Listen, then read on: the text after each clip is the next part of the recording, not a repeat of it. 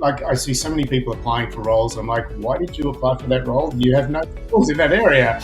But then when you speak to someone that does, it's like, yeah, this is exactly the person I'm looking for. But the majority of it is, it's just that initial vetting for skills and personality and fit and all those kind of cultural things. So they perform at such a high level that you're inspired to keep, improving and growing and learning. And that kind of attitude or vibe within the company inspires me, not just in my own.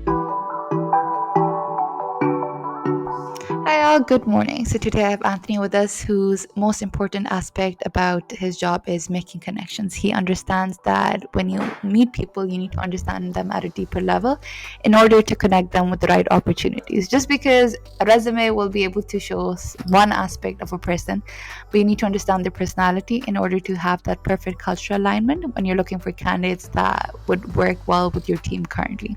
Let's welcome Anthony on 10 Minutes of Hiring Wisdom, where he will tell us about why he has such a strong love for people. I mean, it's good to have love for people, but I would love to understand what caused him to develop such a passion for people. Hi, Anthony. How are you doing today? I'm doing very well, thanks, Meenal. Thanks for inviting me. Of course. I think it's in my DNA. I just love people. I've always been drawn to roles or jobs where I've been of service rather than, say, managing a company or anything like that. Like I was a police officer for 17 years, and then I was a massage therapist and a hypnotherapist and an actor. So it's always been in this vein of like helping others. So I just, like, when I'm now recruiting, it's like I love finding the perfect role for someone. Like, even if they're not suited for the role I'm talking to them for, it's like my brain is already ticking. I'm like, he's not right or she's not right. But I think if I dig a bit deeper, I'll go, I know exactly where that person could go. Okay, so you've come from a very non-traditional background, Anthony. You were a police officer, you were a massagist, and everything. So, how did you realize during your transitions into different roles that okay, recruitment is something that you could be passionate about, essentially? Yeah, it was an interesting transition. I've got a friend of mine that was running a recruiting company, and she was like, "I need some help sourcing," and I'm like, "What's sourcing?" So she's like, and she basically trained me up and got me sorted out there, and I just slowly but surely started doing more and more, and started interviewing people. I had no idea what I was doing, but you just keep putting your feet in the water and getting wet, and eventually, you know, I fell in love with recruiting. Okay, no, I think that makes sense. I think having the growth mindset is very important just because you need to understand that, okay, you can't have every information in the world, but having that growth mindset that allows you to make mistakes but also learn is something that's so important. And eventually you fell in love with it, and now you're helping a lot of people get jobs, which is very inspiring. So thank you for sharing that, Anthony. My next question, Anthony, for you would be you work with a company that is fast growing, it's hiring a lot of people. Can you Mhm. tell us about how your company specifically attracts the right talent, because a lot of companies are hiring, so there's a lot of the market is saturated. So what does your company do differently in order to attract the right talent? I think it's we have a work from like a remote working policy for the majority, probably 98% of the employees are working remotely. We have great benefits that, I think they're benefits that most, I think, tech companies have, but, as for the majority of companies, they're like, what? Really? Unlimited pay time? You pay all my medical insurance costs? It's like simple things like that. But I also think it's a cultural thing. Like when you're growing a rocket ship, as we like to call it at ServiceTitan, it's like there's a certain type of person that's attracted to that because it is fast growing. There's faster promotion opportunities. The growing teams go faster and faster, and it still provides a fairly good work life balance. I think that's still a main factor is having that work life balance. Okay, thank you for sharing that. A follow-up question for that would be a lot of candidates these days don't like to be interviewed for a lot of long time. Usually some interviews span for over 1 to 3 months, and by the time they get an offer, the candidate has already accepted another offer with another company. Yeah. So what is the hiring process like at ServiceTitan? How do you make sure that it's thorough enough that you get to understand the candidate, but it won't be that long enough that the candidate loses interest as well? Yeah, I like to have everything wrapped up personally by within, say, 2 to 3 weeks, maybe a month at the very latest. From the initial hiring, recruiting phone screen that I do to the hiring manager could be a week, and then from there to the follow up like panel on site video interviews another week, maybe. So yeah, 2 to 3 weeks would be ideal for me in that situation.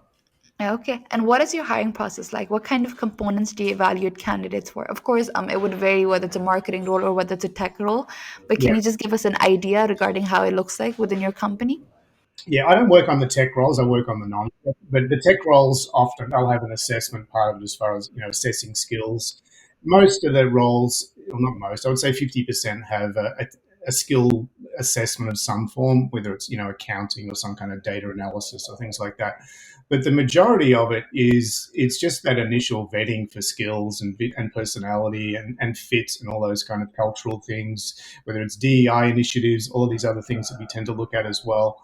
I forgot the rest of your question, so No, no, I think you managed to answer it all well, so we're all good there. So, Anthony, I think I'd be curious because a lot of candidates these days are job hopping. So, there's a demand for a lot of candidates. Candidates are exploring the market, but are staying with your company currently. So, what's something about your company that decided your decision that you wanted to stay with this company long term? yeah, I've been here for about 2.5 years now. To me, it's again, it's that work-life balance. It's the culture. It's local to me. I live in Los Angeles, so I get to go into the office whenever I want. But I think the team that I work with, they work at so they perform at such a high level that you're inspired to keep improving and growing and learning, and that kind of attitude or vibe within the company inspires me, not just in my own workday kind of, but in a personal my personal life as well. Okay, no, I think you have to go for a company that aligns with you, and having that work-life balance is so important. Just because a lot of companies did go remote, but then when you start working from home, you forget that, oh, as in like I need to stop working at this time, just because it's easier Yeah, that you'll be like, okay, I'm gonna do this. No, no, but I'll do this as well just to take the work off from tomorrow, and then it goes on and on and on, and you're just like, okay, yeah, it's night. What do I do? When do I spend time with my family?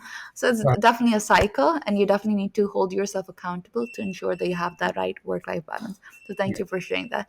Two last questions, Anthony. One of them would be you hire for the non tech roles. Can you specify what kind of positions are you actively hiring for? And a second part of that question would be what is an ideal candidate according to you for your company? Yeah, so I'm on the sales and marketing team. I was on the corporate sales team prior to that, and then I guess cost of living prior to that. So currently sales and marketing.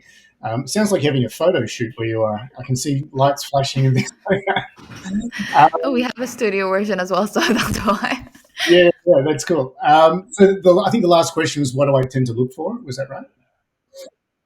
Look, there's a certain level of confidence and a certain level of self assuredness that really stands out with some candidates. And I think that's generally because they've done the work, they understand their role. They're at a certain level that you ask them any question about data, you ask them any question about marketing, even if they don't know it, they'll get a very close approximation to it.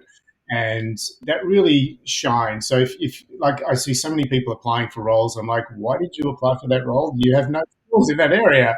But then when you speak to someone that does, it's like, yeah, this is exactly the person I'm looking for. And sometimes I'll even tell them that. But it doesn't always work out, but that's, they are still what I'm looking for. No, no, that makes sense. I think a lot of companies have started placing emphasis on soft skills because it's important the way you communicate. It's important the way you will speak to your teammates, just because it reflects how you are a brand ambassador of the company that you work with. So thank you so much for sharing that, Anthony. Other than that, Anthony, our time is up. It was a pleasure speaking to you, learning about your experiences, how you transitioned through various roles and you fell into recruitment, and now you're helping people find jobs that they're passionate about at the end of the day, which is something that's very inspiring. Thank you so much. My pleasure. Been happy chatting to you.